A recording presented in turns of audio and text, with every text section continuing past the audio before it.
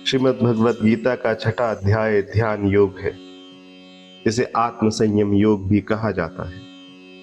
यह अध्याय योगी के जीवन, साधना, मन की एकाग्रता, संयम और मोक्ष तक की यात्रा पर केंद्रित है। इसमें भगवान श्री कृष्ण ध्यान योग की प्रक्रिया, उसकी कठिनाइयों और सिद्धि के मार्ग को सरल शब्दों में समझाते हैं।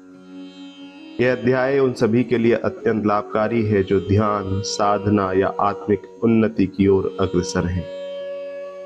छठे अध्याय की शुरुआत में भगवान श्री कृष्ण अर्जुन से कहते हैं कि जो व्यक्ति बिना फल की इच्छा किए कर्म करता है, वही सच्चा सन्यासी और योगी है, न कि वह जो केवल अग्नि में आहुति देता है या कर्मों का बाह्य रूप से त्याग करता है। श्री कृष्ण यह स्पष्ट करते हैं कि त्याग का अर्थ केवल कर्मों से दूर हो जाना नहीं है, बल्कि उसमें आसक्ति का त्याग करना ही सच्चा संन्यास है। एक सच्चा योगी वह होता है जो अपने कर्तव्यों को ईश्वर अर्पण की भावना से करता है, स्वयं को कर्ता नहीं मानता और फल की इच्छा नहीं करता। इसके बाद भगवान ध्यान साधना की प्रक्रिया को समझाते हैं।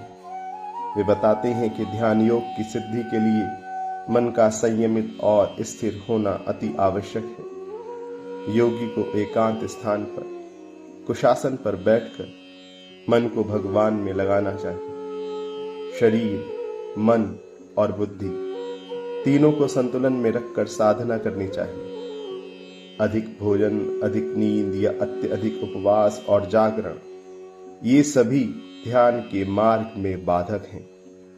एक सच्चा योगी मध्यम मार्ग अपनाता है। आहार, विहार, कर्म और विश्राम सभी में संयम रखता है।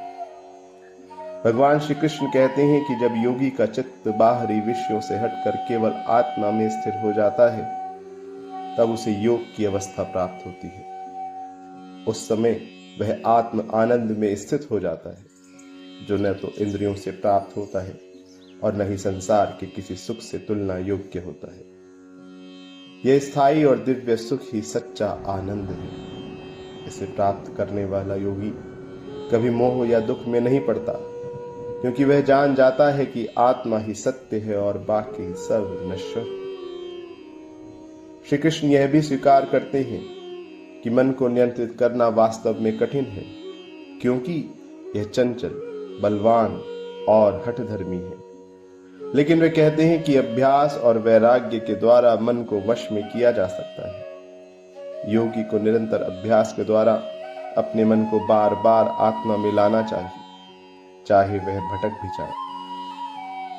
अर्जुन आगे एक बहुत महत्वपूर्ण प्रश्न उठाते हैं कि यदि कोई साधक श्रद्धा से साधना आरंभ करता है, पर किसी कारणवश मार्ग से विचलित हो जाता है और सिद्धि तक नहीं पहुंच पाता, तो उसका क्या होता है?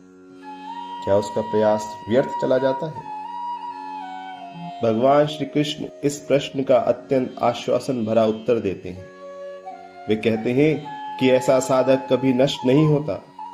यदि वह इस जन्म में सिद्धि को नहीं प्राप्त कर सका, तो अगले जन्म में उसे उच्च कुल में जन्म प्राप्त होता है, जहां उसे अपने पूर्व जन्म की साधना की स्मृति स्वतः हो जाती है। वहां से वह आगे की यात्रा करता है और अंततः मोक्ष को प्राप्त करता है। ईश्वर कभी किसी के शुभ प्रयास को व्यर्थ नहीं जाने देते। अंत में श्री कृष्ण इस अध्याय का सार प्रस्तुत करते हुए कहते हैं कि सभी योगियों में सबसे श्रेष्ठ वह है जो मुझ में अटल श्रद्धा और प्रेम से स्थित है, अर्थात भक्त योगी। ऐसा योगी चाहे वह ध्यान करता हो या ना करता हो, यदि उसका चित्त भगवान में पूर्णतया लगा हो, तो वह सबसे ऊंचा योगी है। यही भक्ति से योग का मिलन है। ध्यान योग का यह अध्याय साधना, संयम और भगवान में स्थिर होने का मार्ग बताता है। यह हमें सिखाता है कि केवल बाहरी कर्मों का त्याग ही नहीं, बल्कि मन का भी शुद्ध और स्थिर होना आवश्यक है। योग का लक्ष्य आत्मा की अनुभूति और परमात्मा में स्थित होना है।